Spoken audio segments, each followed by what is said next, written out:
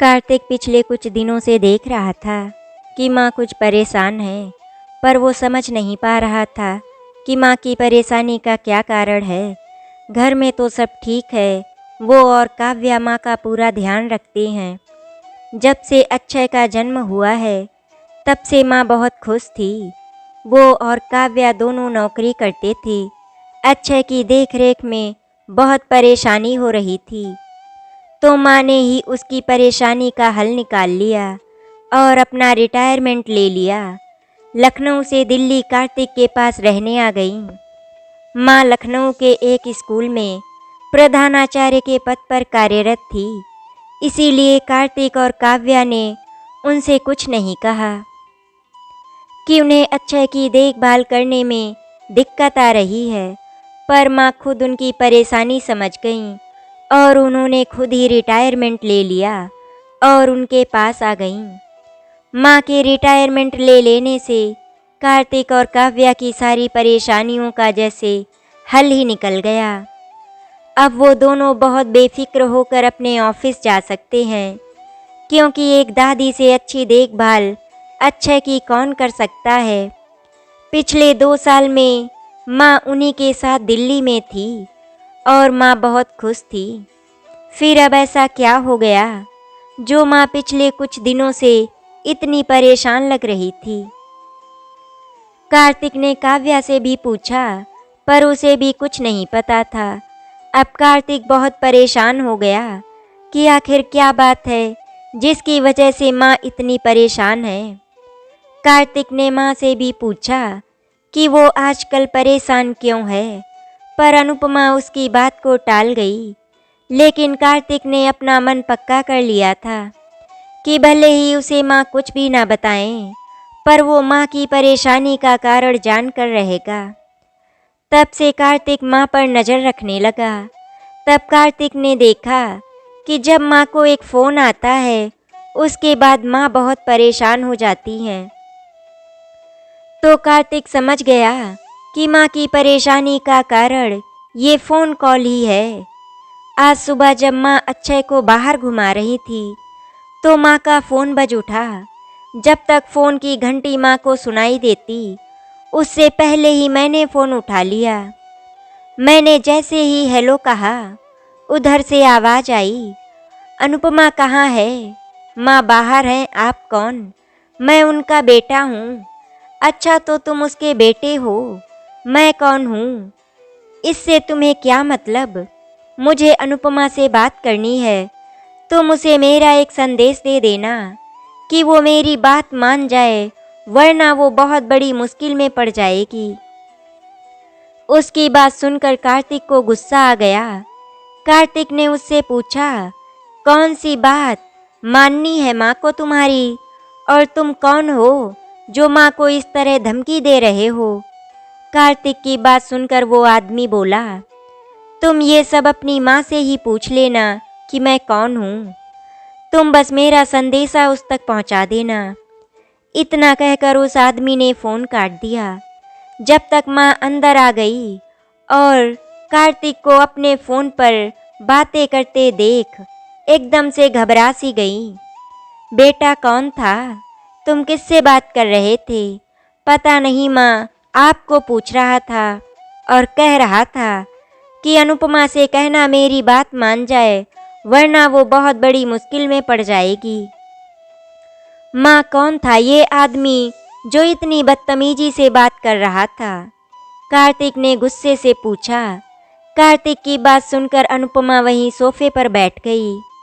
अनुपमा के चेहरे को देखकर कार्तिक समझ गया कि माँ की परेशानी का कारण ये फ़ोन वाला इंसान ही है। कार्तिक की बातें सुनकर अनुपमा की आंखों में आंसू बहने लगे। उसने एक राज अपने बेटे से आज तक छुपा कर रखा था। आज वही अतीत उसके सामने आकर उसे डराने लगा है। अनुपमा सोचने लगी कि अगर उसका अतीत कार्तिक के सामने आ गया, तो वो न जाने उसके बारे में क्या सोचेगा। ये सारी बात सोच सोच कर अनुपमा इतने दिनों से बहुत परेशान हो रही थी और उसे एक डर भी सता रहा था कि अगर उसके बताने से पहले किसी और ने कार्तिक को ये सच बता दिया जिसे वो अभी तक छुपा कर रखे हुए है, तो फिर क्या होगा। अनुपमा की आंखों से निरंतर आंसू बहे जा रहे थे। कार्तिक प्यार से माँ को समझा रहा था, माँ, आप मुझे एक बार अपनी परेशानी बताकर तो देखो। आप देखना, मैं उसका हल चुटकी में निकाल दूंगा। अनुपमा बोली, नहीं बेटा, ये बहुत कड़वी सच्चाई है जिसे तुम सहन नहीं कर सकोगे। कार्तिक बोला, माँ, क्या आपने मुझे इतना कमज़ोर समझा है कि मैं एक बात से ही घबरा जाऊंगा? नहीं माँ, मैं इतना कमज़ोर नहीं हूँ। आप मुझे सारी बात बताओ, मैं बिल्कुल परेशान नहीं हूँगा। कौन है वो फ़ोन वाला इंसान? नहीं बेटा, तुम रहने दो, मैं खुद अपनी समस्या का हल निकाल लूँगी। अनुपमा उसे कुछ बताने के लिए तैयार ही नहीं हुई तो कार्तिक को गुस्सा आ गया और वो गुस्से में बोला, ठीक है माँ, अगर आप नहीं बताना चाहती तो मैं खुद उस इंसान से पूछ लूँगा कि क्या बात है जो उसके फ़ोन आने पर मेरी माँ इतनी परेशान हो जाती है। वो क्यों मेरी माँ को परेशान कर रहा है? कार्तिक की बातें सुनकर अनुपमा बहुत घबरा गई और उसने बोली, बेटा, इतनी जिद मत कर, वो बात जानना तेरे लिए उचित नहीं होगा। कार्तिक बोला, माँ, पहले आप बताओ तो सही, उचित अनुचित पर फिर विचार कर लेंगे। बोलो माँ, कौन है वो इंसान और आपसे क्या चाहता है? बेटा, वो अनुज है, अनुज जिसका नाम कागजों पर पिता के नाम की जगह पर लिखा हुआ है। हाँ बेटा, वही अनुज, जो अब वो इतने सालों बाद क्या लेने आया है? मेरे अतीत का वो कड़वा सच जिसे मैंने तुमसे हमेशा छुपा कर रखा है, जिसकी काली छाया भी मैंने कभी तुम पर नहीं पड़ने दी। वो आज वही सच तुम्हें बताने की धमकी देकर मुझे ब्लैकमेल कर रहा है। ऐसा क्या सच है जो आपने मुझसे छुपा कर रखा और वो अनुज उसे जानता है? माँ, आपको मेरी कसम है, आप मुझे पूरी बात बताओ, मैं सब कुछ जानना चाहता हूँ। बेटा, तुम ना ही जानो तो अच्छा है। माँ, अगर आप नहीं बताएंगी तो वो इंसान आपको धमकी देता रहेगा और हम उसके खिलाफ कुछ नहीं कर पाएंगे। वो इतना नीच है कि जब आपको ब्लैकमेल कर सकता है तो क्या वो मुझे अपने मतलब के लिए इस्तेमाल नहीं करेगा? इससे अच्छा है कि आप मुझे सारी बात बता दो ताकि हम उसके खिलाफ कुछ कर तो सकेंगे। कार्तिक ने अपनी माँ को समझाया, बेटा, अगर तुम सुनना ही चाहते हो तो सुनो, पर बेटा तुम मुझे गलत मत समझना, बस मैं यही चाहती हूँ। नहीं माँ, सारी दुनिया गलत हो सकती है पर आप कभी गलत नहीं हो सकती। इतना तो मुझे आप पर पूरा विश्वास है। आप मुझे सारी बात विस्तार से बताइए। कार्तिक, जब मैं कॉलेज में पढ़ती थी, उसी कॉलेज में अनुज मुझसे 1 साल आगे पढ़ता था। जब हमारी कक्षाओं का आपस में परिचय हो रहा था, तब मैं अनुज से पहली बार मिली। अनुज काफ़ी आकर्षक व्यक्तित्व वाला था। मैं पहली बार में ही उससे प्रभावित हो गई। अनुज को भी मैं उसी दिन भा गई थी, जिसका एहसास मुझे कुछ ही दिनों में हो गया था। जब अनुज हमारी कक्षा के चक्कर लगाने लगा, मुझे भी वो पसंद था। अनुज एक अच्छे घर का बेटा था। उसके पिताजी वकील थे, इसीलिए उसे किसी बात की कोई कमी नहीं थी और मैं एक साधारण से स्कूल मास्टर की बेटी थी। मैं पढ़ने में हमेशा प्रथम श्रेणी से ही उत्तीर्ण होती थी। हमारी दोस्ती धीरे धीरे प्यार में बदल गई। मुझे अपनी किस्मत पर रस होने लगा था कि अनुज मेरा प्रेमी है। मैं अपने आप को बहुत खुशकिस्मत समझती थी। मैं और अनुज अब हर समय साथ ही में रहते। उन्हीं दिनों मेरी सहेली ने मुझसे कहा भी, जरा संभल कर रहना, अनुज अच्छा लड़का नहीं है। मैंने सुना है उसका तेरे से पहले भी कई लड़कियों से चक्कर चल रहा है। कहते हैं ना, प्यार अंधा होता है। तब शायद मैं भी अनुज के प्यार में अंधी हो गई थी। मैंने सोचा शायद इसे मुझसे जलन हो रही है कि अनुज जैसा लड़का मेरी जिंदगी में है। मैंने ग्रेजुएशन के बाद बीएड में प्रवेश ले लिया और अनुज ने लॉ में, क्योंकि उसे भी अपने पिता की तरह एक बड़ा वकील बनना था।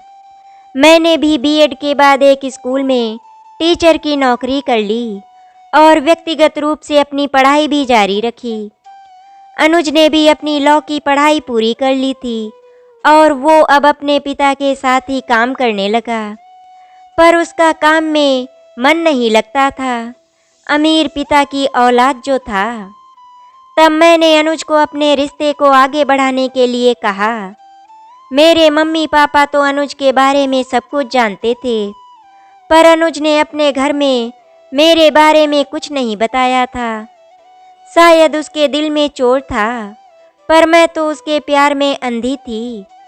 मैंने कभी ऐसा सोचा ही नहीं था कि आखिर अनुज ने हमारे रिश्ते की बात अपने घर वालों से क्यों छुपा कर रखी है। मैं उसे अपने घर पर बात करने के लिए कहती तो वो कुछ बहाना बनाकर हमेशा टाल देता। मैं तो उसके प्रेम में दीवानी थी, तो ज़्यादा कुछ कहती भी नहीं थी। उन्हीं दिनों हम सब कॉलेज के दोस्तों ने शिमला घूमने का कार्यक्रम बना लिया। सबने सोचा कि नया साल इस बार शिमला में ही मनाएंगे। सर्दियों के दिन थे और मौसम भी बर्फ गिरने वाला हो रहा था। ऐसे में हम सब शिमला जाने के लिए बहुत रोमांचित थे। हम सब मिलकर 8 लोग हो गए थे। 30 दिसंबर की शाम हम लोग शिमला पहुंच गए। अगले दिन शिमला में बर्फ गिरने लगी। हम सब दोस्तों की तो जैसे मन की मुराद पूरी हो गई। हम सब ने बहुत मस्ती करी। ठंड बहुत ज़्यादा थी। तभी सब कहने लगे, थोड़ी थोड़ी विस्की ले लेते हैं जिससे ठंड कम लगेगी। मैंने उससे पहले कभी नहीं पी थी। मैंने सबको मना भी किया, पर अनुज बोला, थोड़ी पी लो, हम सब साथ में ही तो हैं। कुछ होगा तो सब मिलकर संभाल लेंगे। अनुज की बात मानकर मैंने भी सबके साथ थोड़ी पी ली। पहली बार पीने से मुझे नशा भी जल्दी हो गया। मुझे नशे में देख अनुज मुझे कमरे में ले गया। उसने भी पी रखी थी। उसी नशे की हालत में हम कमज़ोर पड़ गए और वो हो गया जो नहीं होना चाहिए था। अगले दिन सुबह मुझे अपनी गलती का एहसास हो गया और मुझे बहुत रोना आ रहा था। मैं ये सोचकर बहुत परेशान हो रही थी कि मम्मी पापा को क्या कहूँगी। तब अनुज ने मुझे ये कहकर समझा दिया कि हम शादी तो करने ही वाले हैं। अगर कुछ हो भी गया तो क्या फ़र्क पड़ता है। हम वापस दिल्ली आ गए। दिल्ली आकर मैंने अनुज से शादी के लिए कहा कि वो जल्दी से अपने घर वालों से हमारी शादी की बात करे। पर शिमला से आने के बाद अनुज मुझसे कटा कटा रहने लगा। इसी तरह 3 महीने बीत गए और अब मेरे अंदर कुछ परिवर्तन होने लगे। मैंने डॉक्टर को दिखाया तो उसने बताया कि मैं माँ बनने वाली हूँ। ये बात सुनकर तो मेरे पैरों तले ज़मीन खिसक गई। अब मेरी समझ में कुछ नहीं आ रहा था कि मैं क्या करूँ। मैंने जब अनुज को ये सब बताया तो उसने सीधे कह दिया कि मैं बच्चा गिरा दूँ। तब मैंने अनुज से कहा, क्या फ़र्क पड़ता है, हम शादी तो करने ही वाले थे ना, तो क्यों ना हम अभी शादी कर ले, तो बच्चे को गिराने की नौबत ही नहीं आएगी, सब ठीक हो जाएगा। अनुज ने मेरी बात का कोई उत्तर नहीं दिया। इधर मेरी परेशानी बढ़ती जा रही थी, क्योंकि कुछ ही समय में मेरा पेट देखकर लोगों को पता चल जाता कि मैं माँ बनने वाली हूँ, और वो भी शादी से पहले, तो मेरा क्या हाल होता, इसकी मैं कल्पना भी नहीं करना चाहती थी। तब मैंने मम्मी पापा को ये बात बता दी। आखिर कब तक उनसे छुपा कर रख सकती थी मैं। ये बहुत गुस्सा हो गए। बात भी गुस्से वाली ही थी। फिर उन्होंने एक दिन अनुज को घर बुलाया और उससे साफ साफ बात की कि वो अनुपमा से जल्दी से शादी कर ले। पर अनुज तो सीधे ही मुकर गया कि उसके घर वाले इस शादी के लिए राजी नहीं हैं और वो अपने घर वालों की मर्जी के खिलाफ शादी नहीं कर सकता। और रही मेरी बात, तो हम लोग उस बच्चे को गिरा दें और कोई अच्छा लड़का देखकर अनुपमा की शादी करा दें। पर मम्मी पापा ने हार नहीं मानी। उनकी बेटी की जिंदगी का सवाल था।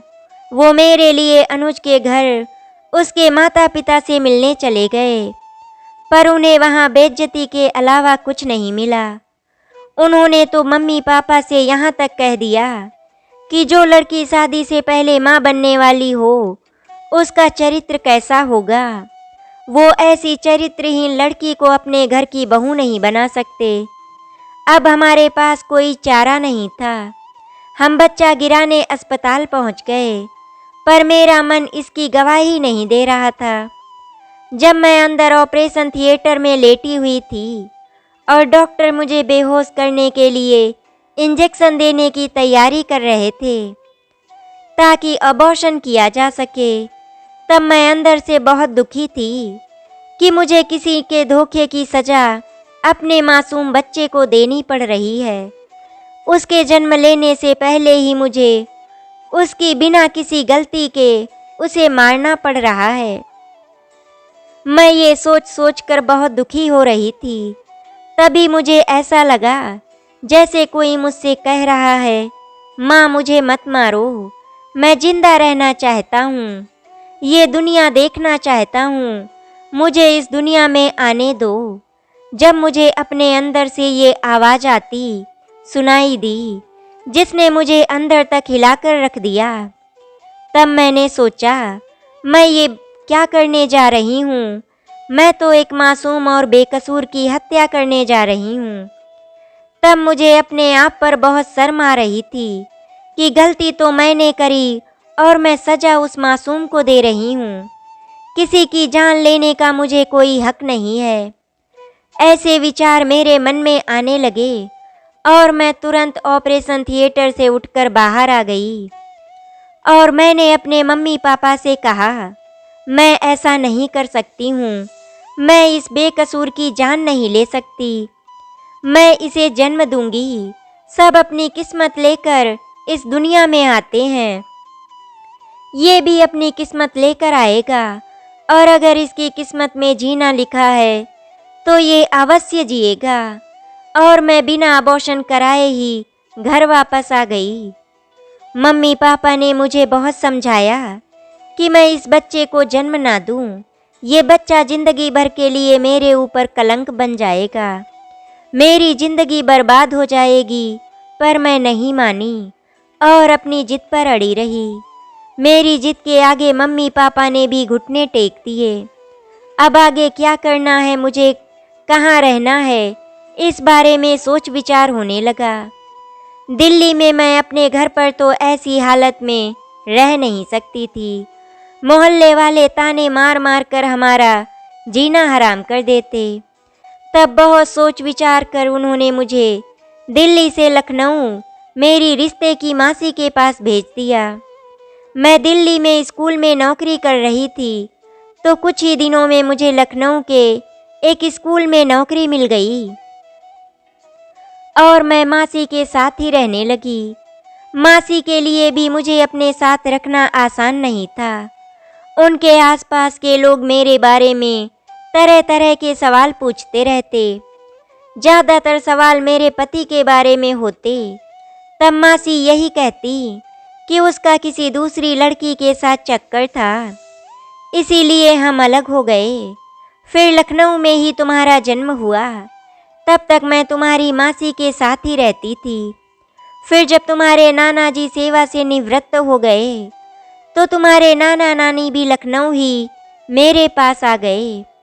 तब से हम लखनऊ में ही रहने लगे, कभी दिल्ली वापस ही नहीं आए। मैं वहीं नौकरी करती रही और तुम्हारी पढ़ाई भी वहीं होती रही, इसीलिए मैं कभी दिल्ली नहीं आना चाहती थी। तुम्हारे यहाँ नौकरी करने के बावजूद मैं कभी दिल्ली नहीं आई। जब तुम्हें अक्षय की देखभाल में परेशानी होने लगी तो मैं अपना अतीत भूलकर यहाँ तुम्हारे पास आ गई। सब कितना अच्छा चल रहा था, पर एक दिन न जाने कैसे अनुज ने मुझे मॉल में देख लिया। फिर उसने किस तरह मेरा पता लगाया ये मैं नहीं जानती हूँ। अब वो मुझे ब्लैकमेल कर रहा है और 10 लाख रुपए मांग रहा है और कह रहा है कि अगर मैंने उसे 10 लाख रुपए नहीं दिए तो। इतना कहकर अनुपमा रोने लगी। कार्तिक ने पूछा, माँ मुझे बताओ, अगर आप उसे 10 लाख रुपए नहीं देंगे तो वो क्या करेगा? मुझ पर अपना हक जताएगा?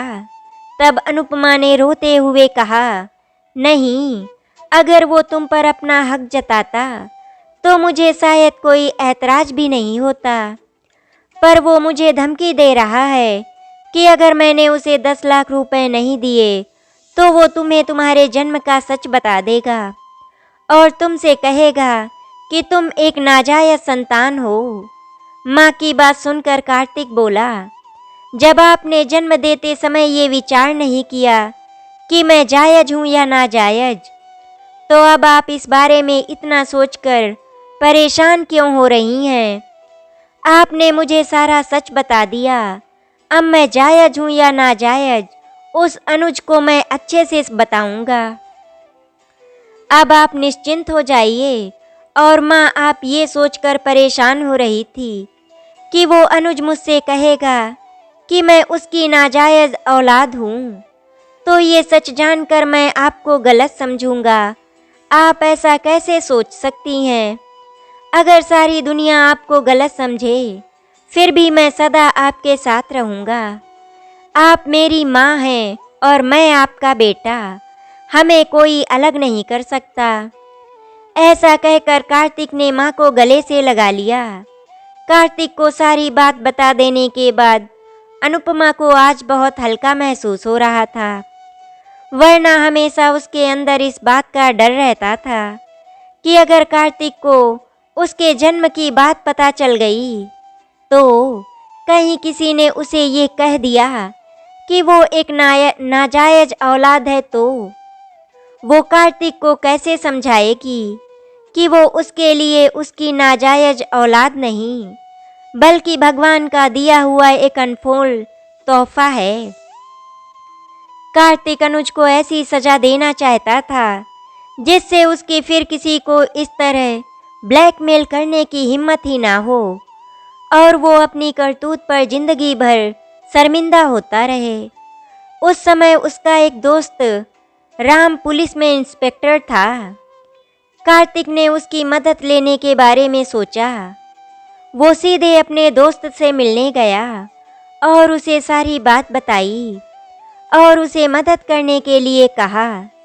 तो राम ने उससे अनुज के घर का पता पूछा। कार्तिक ने उसे अनुज के घर का पता दिया।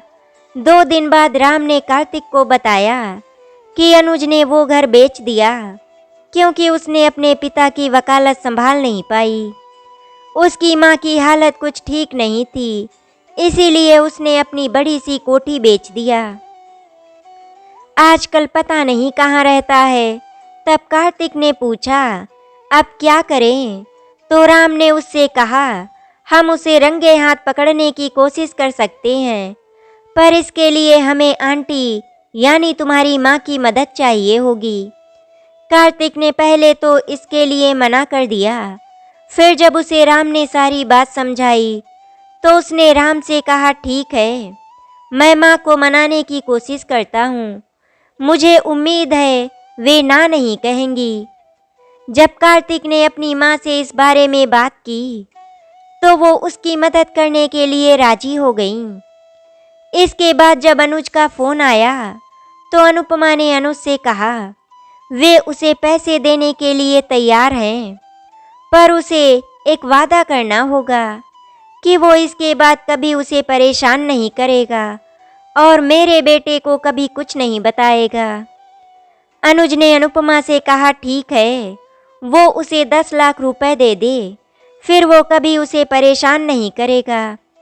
फिर अनुज ने अनुपमा को मिलने की जगह बता दी और अनुपमा नियत समय पर 10 लाख रुपए लेकर अनुज से मिलने चली गई। अनुज ने अनुपमा को एक लॉज में बुलाया था। अनुपमा को अकेला आया देखकर वो खुश हो गया। उसने अनुपमा को अंदर कमरे में बुला लिया और अनुपमा से पैसे दिखाने के लिए कहा, तो अनुपमा ने उसे पैसे दिखा दिए और उससे कहा इसके बाद वो कभी भी उससे मिलने की कोशिश न करे। अनुज बहुत बेशर्मी से हंसने लगा। उसकी हंसी देखकर अनुपमा समझ गई कि अनुज उसकी हरकतों से बाज नहीं आने वाला है। उसके बाद अनुपमा बिना कुछ कहे चुपचाप वहां से चली गई। अनुज अभी अपनी कामयाबी पर बहुत खुश हो रहा था। उसे लग रहा था उसे सोने का अंडा देने वाली मुर्गी मिल गई। उसने तभी फिर से अनुपमा को फ़ोन किया और उससे कहा कि वो 10 लाख रुपए की अगली किस्त तैयार रखे। वो फिर उसे फ़ोन करेगा, लेकिन तुमने तो कहा था कि तुम इसके बाद मुझसे कोई वास्ता नहीं रखोगे।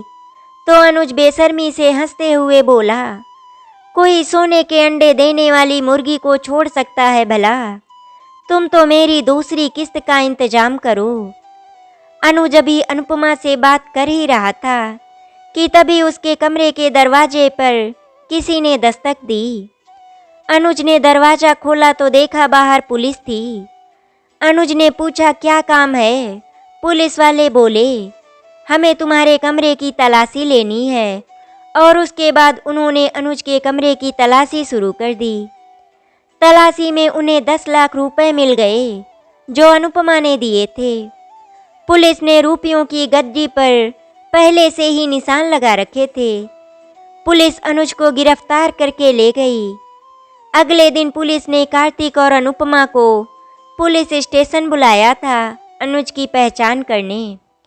अनुपमा ने उसको देख के बोला यही है वो जिसने उसे ब्लैकमेल किया था और उसे 10 लाख रुपए मांगे थे। अब पुलिस के पास अनुज के खिलाफ सारे सबूत थे। पुलिस ने उसे रंगों हाथ पकड़ा था। अनुज को सजा होना तय था।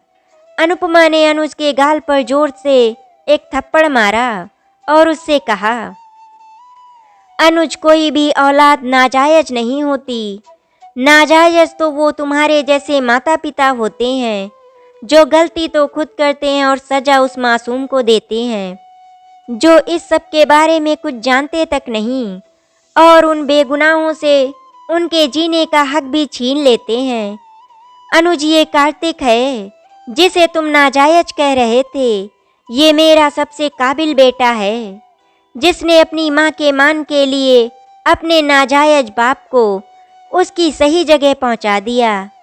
अनुज हमेशा याद रखना, औलाद कभी नाजायज नहीं होती। आशा करती हूँ आपको हमारी कहानी अच्छी लगी होगी। अगर आपको हमारी कहानी अच्छी लगी तो वीडियो को लाइक एंड शेयर करें, चैनल को सब्सक्राइब करें। वीडियो देखने के लिए आपका धन्यवाद।